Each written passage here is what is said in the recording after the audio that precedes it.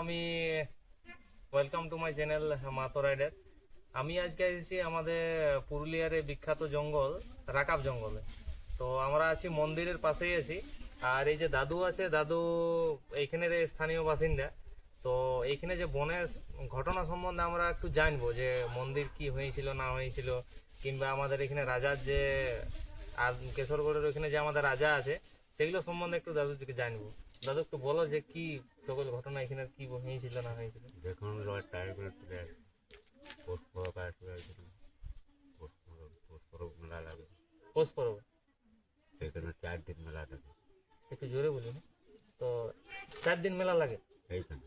ও, তো মেলা মানে বড় মেলা লাগে না? বিরাট মেলা। তবে আশ্রমে মকর দিনে আশ্রম, হুম মকর দিনে আশ্রম, আখান দিনে এখানে 4 দিন। হুম। আগে থেকে কত যদি শোনা শুনি।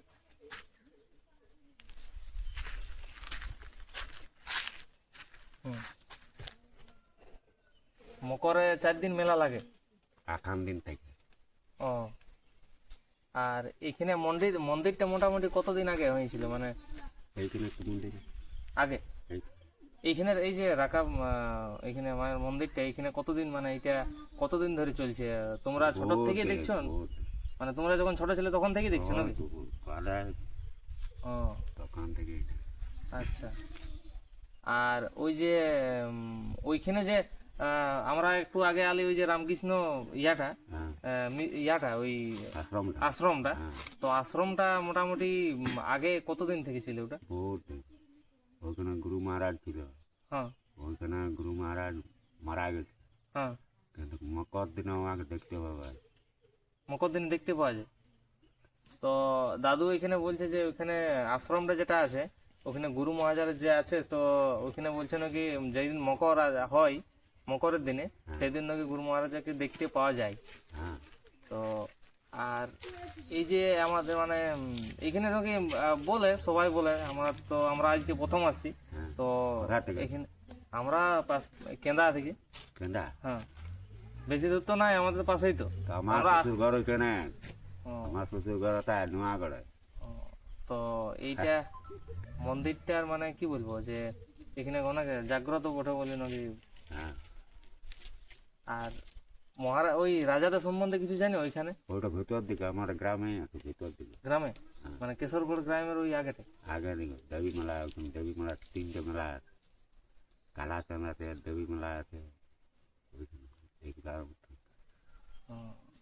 ওইখানেই আছে সব।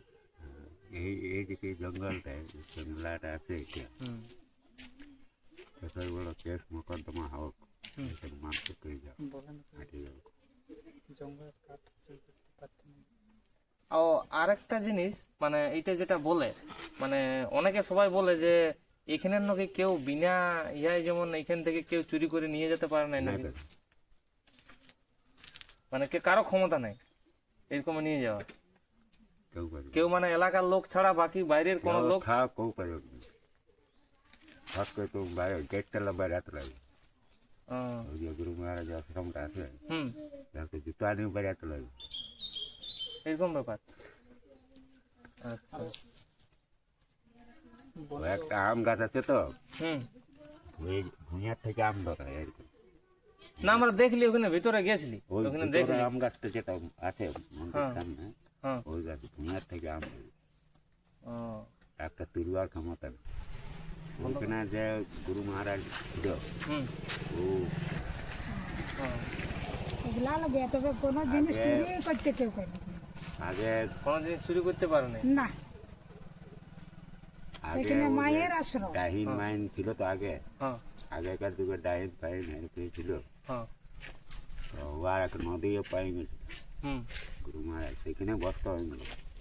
ও, মানে ওইখানে হ্যাঁ, ওইখানে। তো যে ছেলেটাকে মানে মরান ছিল, হ্যাঁ। সেই ছেলেটাকে মানে নদীর ঘাটে নাচাই ও না চাইতো।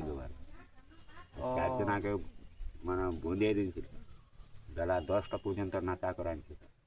আচ্ছা, ওই নবুসনা জানেন, নবুসনার মেয়েটাকে না অত জানি দিয়ে আসে। দণ্ডে দিয়ে আয় যে বাঁধটা আছে তো, এই এই যে বাঁধটা এখানে হ্যাঁ। রোডটা ভরে যাবো আর দণ্ডে দিয়ে দিয়ে আসবে। দণ্ডি দিয়ে আর ওভারটেক করে। আর পাঁঠা পাঁঠা হ্যাঁ পাঁঠা আর হাঁস হ্যাঁ এগুলো ডিমান্ডটা খারাপ হয়ে যায় আখান দিন আখান দিনে হয় আখান দিনে এই তার যে ঘুরে হাতি ঘোড়াগুলো আখান দিনে খাখান দিনে একটা থেকে লাইন দিয়ে তারপর আর তুমি পাবে না পুরানগুলাই পাবে নতুনগুলো পাবে না নতুন গুলা থাকে না এটা জঙ্গল থেকে তোর জঙ্গল নেই কারো ঠাই কারো কারো আশ্রম আছে এই যাবে আগের যে ডাউনটা নেমে দেখবি একটা গাছ এইদিকে রাস্তা ওই রাস্তাটা চলবে যাই না এইদিকে ঘুরে যাবি বাঁ দিকে হ্যাঁ আশ্রম আরো দেখতে পারবো ওইখানে আরো ওখানে লোক আছে আর লোক আছে হ্যাঁ